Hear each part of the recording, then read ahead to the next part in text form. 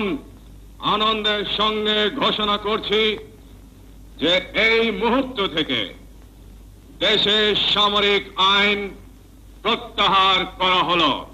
কৃষি ক্ষেত্রের উন্নয়নে গ্রামের জনগণের কাছে জিয়া বারবার গিয়ে সহজভাবে ডাক দিয়েছেন।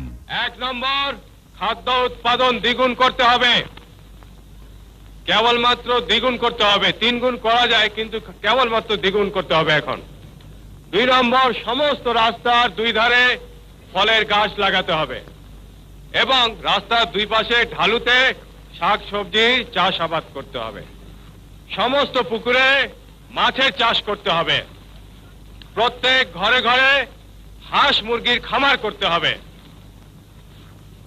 এই গ্রামের প্রত্যেকটি লোক, মেয়ে লোক কাজে ব্যস্ত থাকবে। মেয়েরা ঘরে কুটির শিল্প করবে এবং তাদের পরিবারের আয় বৃদ্ধি করবে। উৎপাদনের রাজনীতির প্রবর্তক জিয়া বলতেন, কৃষি আমাদের প্রধান সম্পদ। কৃষি ক্ষেত্রে আমাদের ব্যাপকভাবে নামতে হবে, অসম্ভবকে করতে হবে সম্ভব। তাই শুরু হলো সবুজ বিপ্লব। পল্লী উন্নয়ন পরিষদ হলো গঠিত।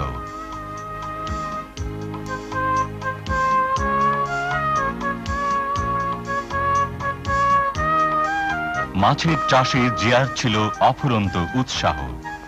গবাদি পশুর উন্নয়ন প্রকল্পেও ছিল তার আগ্রহ। পল্লী বিদ্যুতায়নের মাধ্যমে গ্রামীণ অর্থনীতিতে বৈপ্লবিক পরিবর্তন আনলেন জিয়া।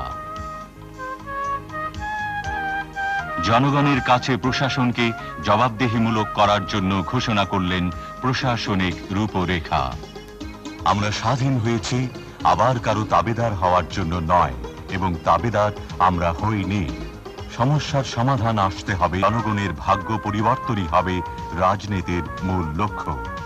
শোষিত বঞ্চিত মানুষের অর্থনৈতিক মুক্তির সনদ সমবায়কে উৎসাহ দিতেন জিয়া।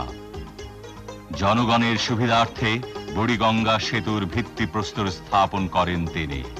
যোগাযোগ ব্যবস্থাকেও দিতেন প্রচুর গুরুত্ব।